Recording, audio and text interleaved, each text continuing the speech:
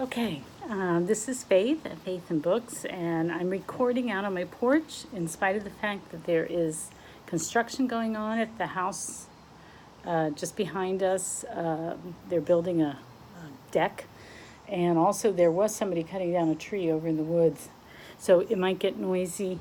I'm sitting out here because it's warm, even though it's Halloween and October 31st, happy Halloween. But you know, if I record inside, there's all sorts of other interruptions too. So we'll see how this goes. They're using a staple gun now. Anyway, I don't know how well you can hear that, but I wanted to do my October wrap-up and just talk a bit about the books and what's been going on in October. First of all, the Nats won the World Series, so there's much rejoicing. Everyone's very happy. Even though I don't like the way I look in hats, I just felt compelled to wear this. I'm not even that into sports that much, but just I like the community feel of it, and I'm mildly interested. My husband's really into it, so he's happy. So anyway, congratulations, Nationals. You did a really good job, and we're so happy you won. So there's going to be a parade on Saturday, I think, once they get back from Houston. But anyway, gosh, I hate hats. I'm not good at hats. Anyway, the other thing that happened is last night I joined NaNoWriMo. I went back and reactivated my account. They have a whole new website, or they've redone it. And it turns out when I wrote my novel, it was 2015, so it wasn't that long ago. And I wasn't homeschooling 5 kids. I was only homeschooling 3, and they were older. And but it said on the site that I had actually initially joined 2010. And then I know I tried a couple of times and didn't get anywhere. And then I did start something in 2000. When was that? That they said 2012. I started, but I never finished. And then I came back again 2015. So I'm doing this on the spur of the moment. I don't have the best, the biggest amount of confidence that I can do it, because November is always kind of a frantic month, and there's a lot of stuff going on. But I got this idea for a story that I realized might be pretty easy to do. So I'm going to go for it. We'll see if I can pull it together enough to actually do it. It's kind of scary to suddenly put that self-imposed burden. Anyway, I do not like hats. Anyway, my hair is it's half wet still, so it's all curly and a mess. Anyway, so that's a big thing, and that might affect my nonfiction reading, though I was thinking about it. And I read a lot of nonfiction anyway, so I don't really need a month dedicated to nonfiction. It's just kind of a fun group thing to do because the booktubers are doing that. But if I wind up not reading that much in November because I'm busy writing and doing everything else that life requires, so be it. It's not a big deal. So anyway, I want to talk about the books that I read. So I do something, a challenge that I've been doing since 2011 called Read 52 Books in 52 Weeks. And I actually started before 2011, but I didn't record my books. In 2011, I started recording what I read. And, some years I'd only get to say 40 books, and then other years I got to 56 books. But this year I'm doing pretty well, actually. So I'm going to talk about the books I read in chronological order in October, and I've got them numbered because I'm always counting them for the 52 books in 52 weeks challenge. So book 42, which I finished in the first week of October, was the Nourishing Homestead, One Back to the Land Family's Plan for Cultivating Soil, Skills, and Spirit by Ben Hewitt. And that was a really interesting book. I'm really into homesteading and gardening and off-grid living and all that stuff, even though I live, in the suburbs of Washington, D.C., and my life is not like that at all. I'm just really fascinated by it. It's like my daydream to move out to the country and be away from construction and things like that, because this is a really highly developed area. It's very crowded, expensive, lots of traffic, really pretentious. So I'm not, I grew up in this area. I was born in this area. So it's home, but I still daydream about living otherwise. So the Nourishing Homestead was an interesting book. It was part memoir, part guide, like practical how-to.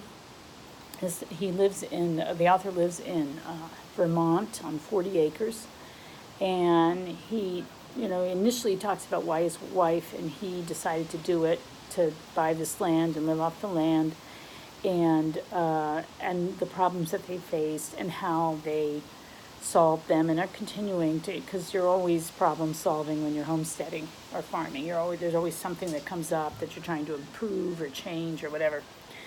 And he has 2 little boys now that are growing up. He also wrote a book on unschooling, which I would like to read because I'm always fascinated by that unschooling and natural learning and that sort of thing. So it was a really interesting book. I liked it a lot. I would recommend it if you're interested in that sort of thing.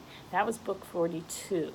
Then the next week, I read The Unmasking of Oscar Wilde by Joseph Pearce. That was book 43. And that was sort of the beginning of my Victober, even though I wasn't reading a Victorian novel. I was reading a biography of a Victorian author instead. That was very eye-opening. It was a disturbing book because Oscar Wilde's such a sympathetic person, and yet he really degenerated. And it's not just about him being like closeted.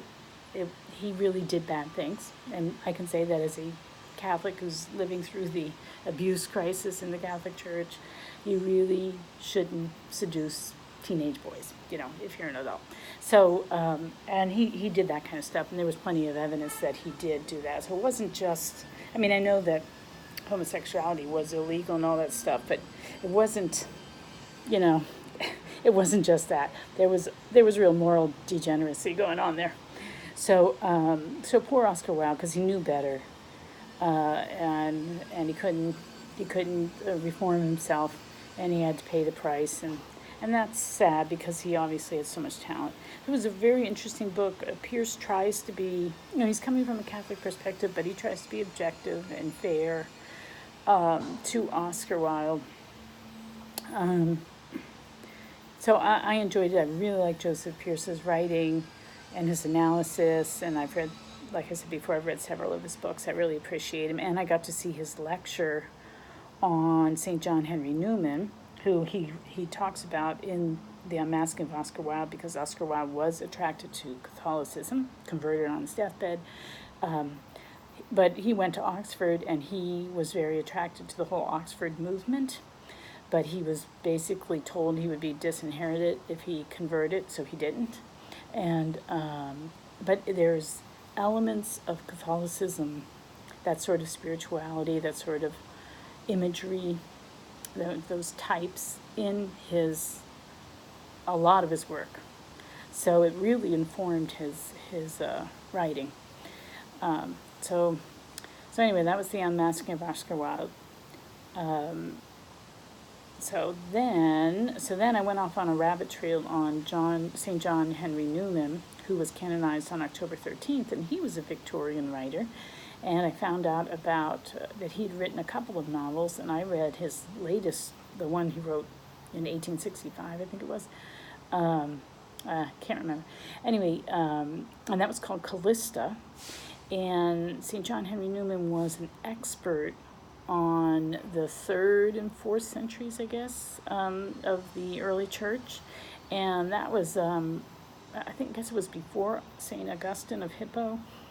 But he really knew that history, and so he sets the novel in North Africa, and it's about this, starts off from the point of view of this young man who's was baptized, but due to his circumstances wasn't really raised in the Christian faith, and there was sort of there was a wave of people becoming Christian, and then there was persecution, and a lot of people were apostatized and just gave it up. And so he was sort of left alone, and there's lots of forces against him trying to woo him away from whatever loyalty he does feel towards it. But then he becomes friends with brother and sister, and he kind of falls for the sister named Callista. And she is just seeking and questioning, and she's not Christian yet, but by the end of the book she converts. It's a conversion story, and it's got a lot of grit to it. It's very theologically deep, and it turned out to be a really good book. At first I found it kind of wooden and sort of high in tone and too formal, but it turned out it was a good book. I enjoyed it. It had a lot of weight to it. And so then that was book 44. Callista was book 44. And then the next book I read was The Picture of Dorian Gray by Oscar Wilde, which had been initially the first Victorian novel I was going to read when I joined Victober.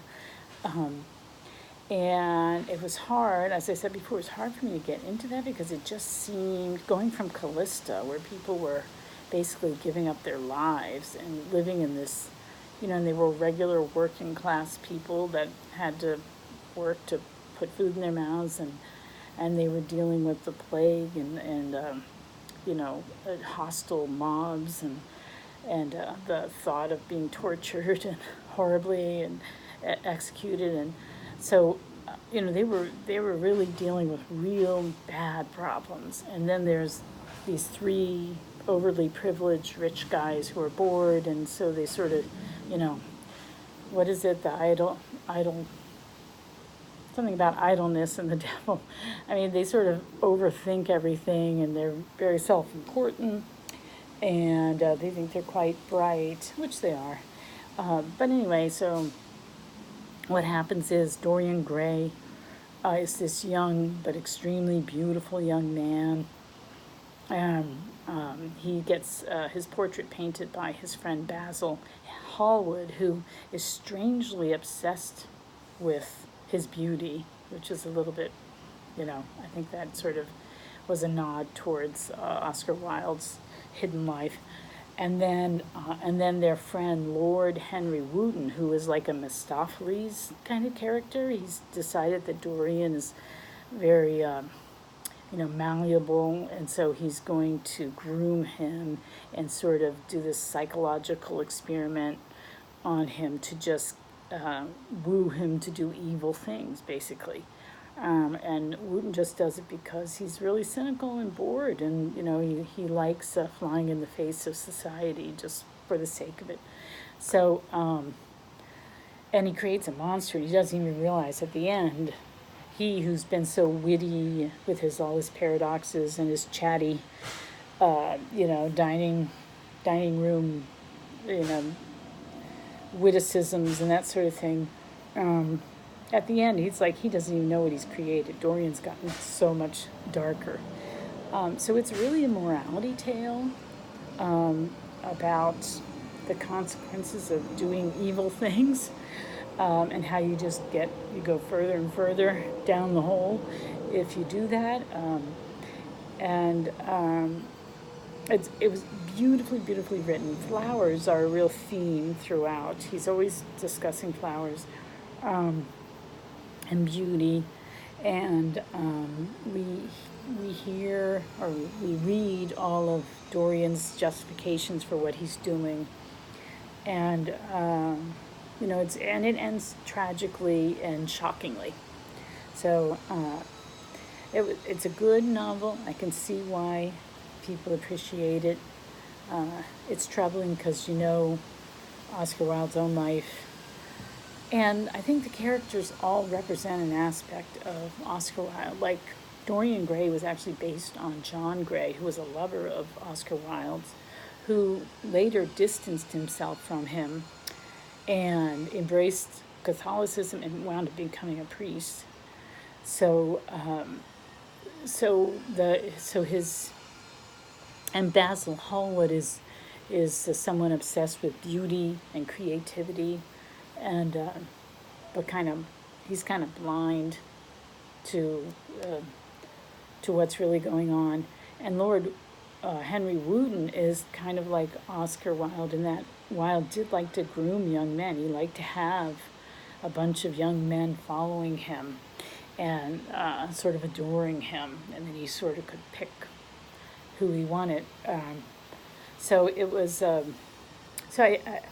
I think it's just telling that he wrote this morality tale, and it's kind of openly about his own fall into sin. And, you know, at the end of his life, he does convert just as he's dying. So he always had this secret life. It's like his personality didn't get integrated properly or something. Anyway, I do think it's a good novel, but it's a disturbing novel. Beautifully written.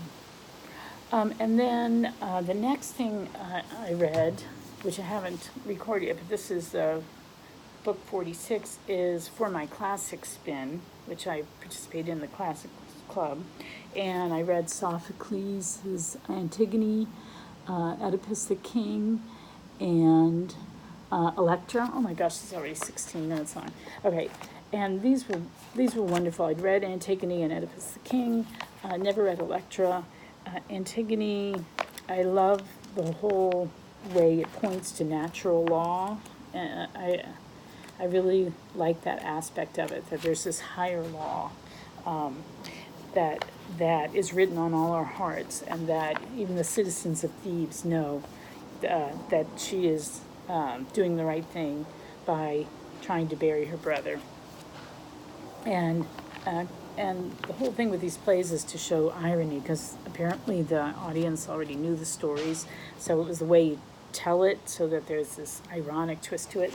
So Creon, her uncle, and the new king is so busy trying to consolidate his power, he's very insecure, and he gives this speech about how, you know, in order to be in power, you have to pass just laws, and then he passes this law that is unjust. And it says his undoing, and everybody winds up dying, basically. And then Oedipus the King, I've read that before, and it doesn't grab me as much, although it says in here in a note that it was Aristotle's favorite play, this play. But it doesn't grab me as much as Antigone. And the thing that always bothers me about this story is the whole idea of fate. Like, you're fated to have some horrible thing happen to you.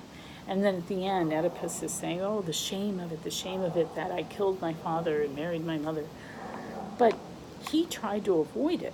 He actually tried to avoid it. And the thing that he really did that was bad was he just, in road rage, he killed this old man that turned out to be his father. He had no idea. But do you go around just killing people on the road just because you lost your temper? That's not a good king. Or to me, that's way more sinful than the fact that you accidentally killed your father. The man you killed was your father and you didn't know it. But somehow that's worse. And then the fact that he had never had any intention to marry his mother and did so accidentally, and that's like this terrible shame that he has to bear.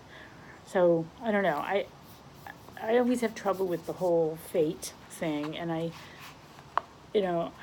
think I'm coming at it as from a Christian, but you're ashamed of your sins, which is something you intend, and you're tempted, and you go ahead and do it even though you know better.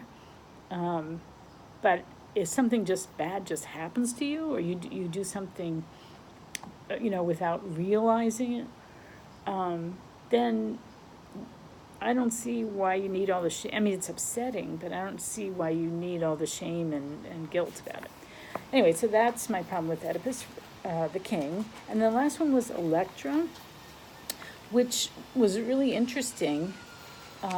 There's a lot of irony in it. It kind of reminded me, it was a little bit like Antigone, in that it was two sisters are compared, and the one sister is really hell-bent on something, and the other one is kind of the voice of reason and prudence and be cautious. And, so that was going on, but also just that, I'm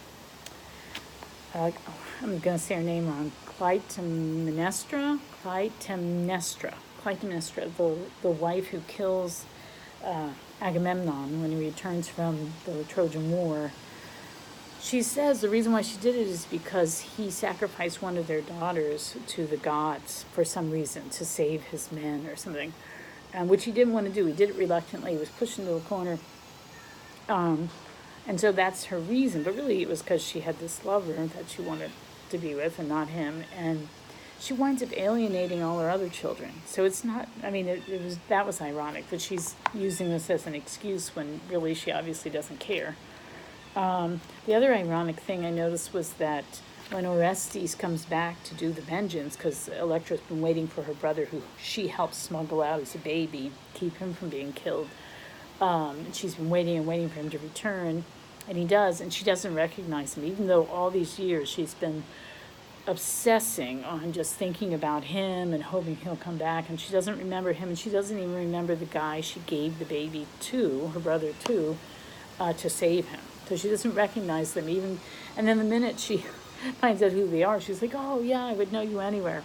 No, you wouldn't. So anyway, so you're not quite sure if Electra is doing the right thing. It turns out that she's what she wanted comes to pass, but on the other hand, she is like a little bit over the edge on it. So it's there's a little bit of ambiguity there. So anyway, so that was, what was that, book 46? Oops, I'm looking. Yeah, this was book 46. And then the very last thing I'll talk about, well, maybe, is there anything else I need to talk about? I can't find, oh, here it is. Wait a second. Sorry. Trying to get something to come out. Okay, so the other thing I did was I finished reading the Little Britches series, which is a series of, I think, 8 books. Is that right? And they're like memoirs by Ralph Moody. They're sort of the masculine counterpart to Little House in the Woods, that series, the Little House on the Prairie with Laura Ingalls Wilder. But these are set in the early 1900s.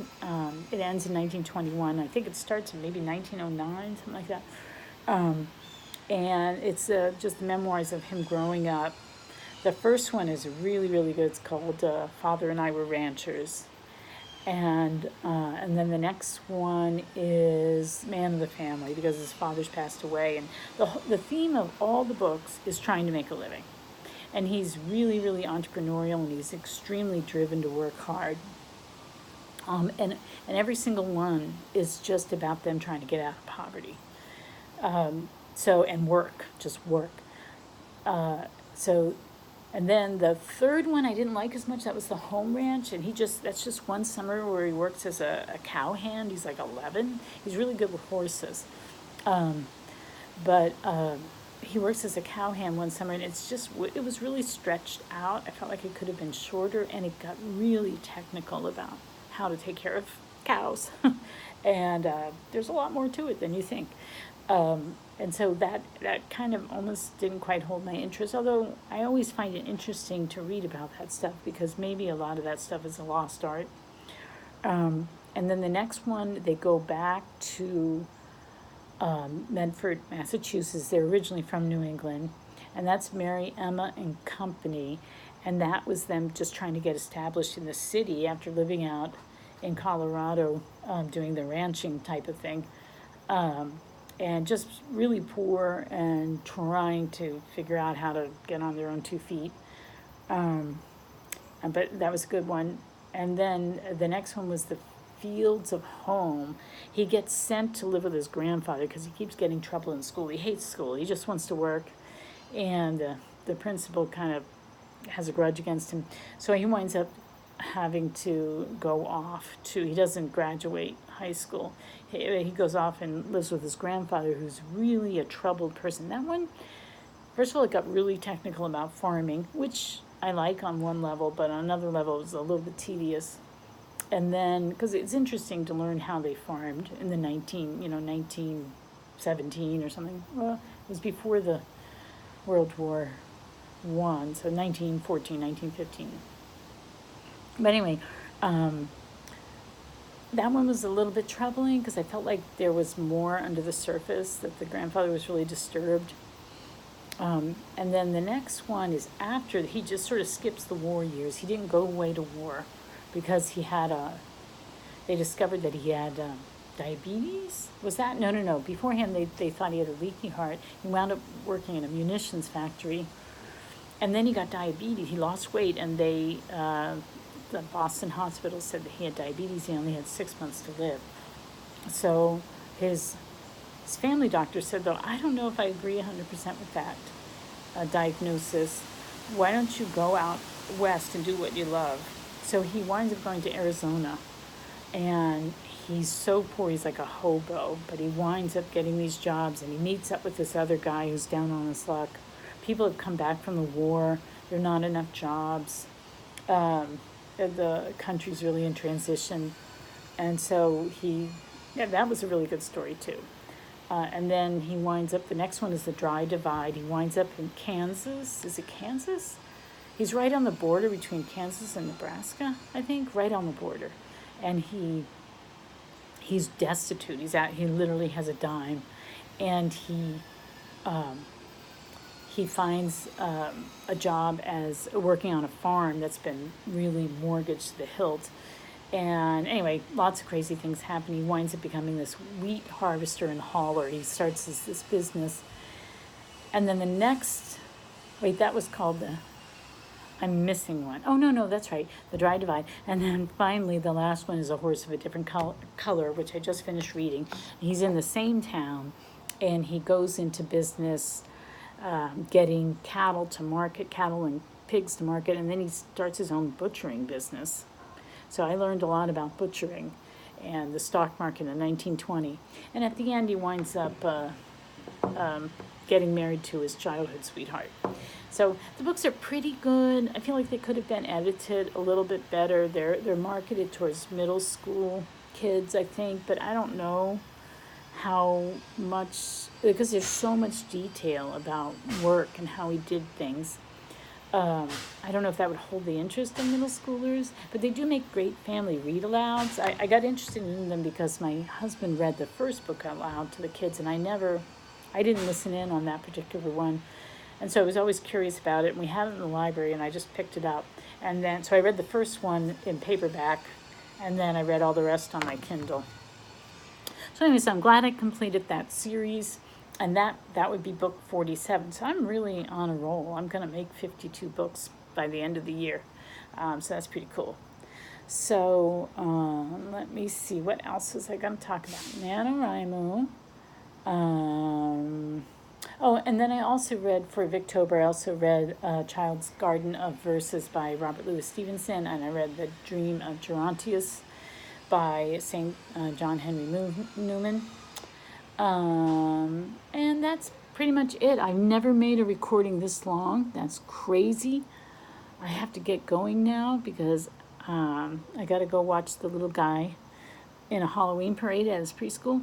So that's nuts that it's 28 minutes. I got to learn to edit. Anyway, goodbye. Happy Halloween. I hope you all have a great day. Bye.